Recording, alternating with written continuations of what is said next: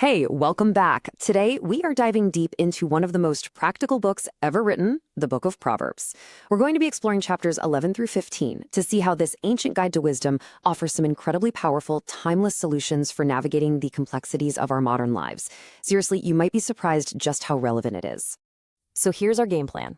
We're going to start with the absolute foundation of character. Then we'll see how that character gets expressed in our actions. After that, we'll look at the long-term results of those actions, peek into the internal source of it all, and then finish with what you could call the highest expression of wisdom. You'll see how each chapter really builds on the last, creating a complete picture of what it means to live a wise and fulfilling life. So that really gets us to the big question, right? In a world filled with so much noise and confusion, with so many different voices telling us how to live, where can we actually find a reliable guide? Well, Proverbs suggests the answers aren't some new trend, but timeless principles that have guided people for thousands of years. All right, let's jump in with chapter 11. This one lays the bedrock for everything else we're going to talk about. The core idea here is simple but profound. Who you are, your integrity, your character, that is the single most important factor that will determine the direction and ultimately the outcome of your life. Proverbs 11:1 uses this really powerful metaphor from the ancient marketplace, weights and balances. A false balance meant you were cheating your customers. A just weight meant you were being completely honest. But this isn't just about ancient business ethics. It's a huge statement that integrity in everything, from our work to our relationships, is part of a healthy moral order. Dishonesty, on the other hand, just corrupts everything it touches. And this verse just nails the point. Your integrity acts like an internal GPS. It keeps you on the right path, guiding your decisions when things get tough. But on the flip side, a corrupt character inevitably leads to self-destruction. The text is so clear. Your inner self determines your outer reality. It's not luck, it's not external forces, it's your own character that is the primary driver of your destiny. So when you boil it all down, the crucial takeaway from chapter 11 is that character is the bedrock of our lives. It contrasts that loud, flashy pride with the quiet wisdom of humility, and it argues that righteousness is the only currency that really has lasting value. It also reframes generosity not as a loss, but as an investment. As the proverb says, "He that watereth shall be watered also himself." Basically, what you give out comes back to you. Okay, let's move on to chapter 12 and see how this all connects. If chapter 11 was about who you are, chapter 12 is about what you do. It shows us how that inner character we just discussed translates directly into our everyday words and actions. Wow, what a vivid comparison this is from verse 18. The words of the wicked are like violent, stabbing weapons that cause deep, lasting injury. But the words of the wise, they're like medicine. They bring healing, comfort, and restoration. It's a powerful reminder that our speech is never neutral. It's either building people up or tearing them down. This verse really champions the dignity of just doing the work. Tilling your lands means putting in the real, focused effort to create something of tangible value. And the results? Satisfaction and provision.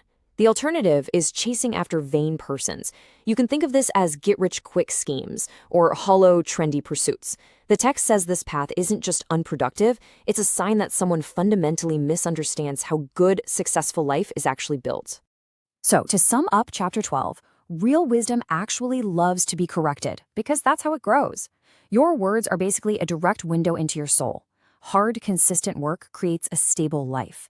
And a righteous person is like a deeply rooted tree that just can't be toppled by life's storms.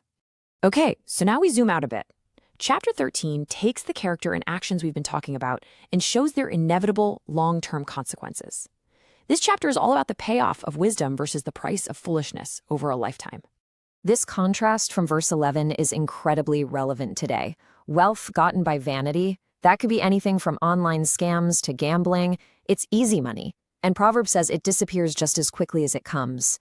But wealth that's built slowly and steadily by labor through real work and skill, that has a lasting compounding quality. It's basically the ancient principle of sustainable growth. This is one of the most famous proverbs for a reason. It's telling us that wisdom and foolishness are contagious. You literally become like the people you spend your time with. And notice the stark warning here. The verse doesn't say a companion of fools will just be unwise. It says they will be destroyed. The choice of who we hang out with has incredibly high stakes. Really, chapter 13 is a masterclass in long-term thinking. It tells us to be teachable, to guard our words as if our life literally depends on it, and to understand that our friendships are a powerful force shaping our destiny. And it ends with this really beautiful idea of legacy, that a wise and good person thinks beyond their own lifetime, leaving an inheritance for their children's children. Okay, so we've seen character, actions, and consequences. Chapter 14 now takes us even deeper, right to the source of it all, the heart. This chapter explains that our outer life is simply a reflection of our inner state, of our core motivations. Now, this concept, the fear of the Lord, is central to the entire book. Verse 27 here calls it a fountain of life, and it's so important to understand this isn't about being terrified of God. It's about having a profound sense of awe and respect for his wisdom and moral order. It's this reverence that motivates a person to turn away from evil and choose the path of life. I mean, this is an incredible psychological insight written thousands of years ahead of its time. A sound heart, that's a heart that's at peace, content, tranquil. It brings physical health to the body. But a corrosive emotion like envy, it's described as a cancer, a rottenness of the bones, that destroys you from the inside out. Our emotional and spiritual health are directly linked to our physical well-being. So chapter 14 teaches that wisdom makes you cautious, while foolishness makes you reckless and overconfident. It confirms that the real starting point for all understanding is that reverence for God.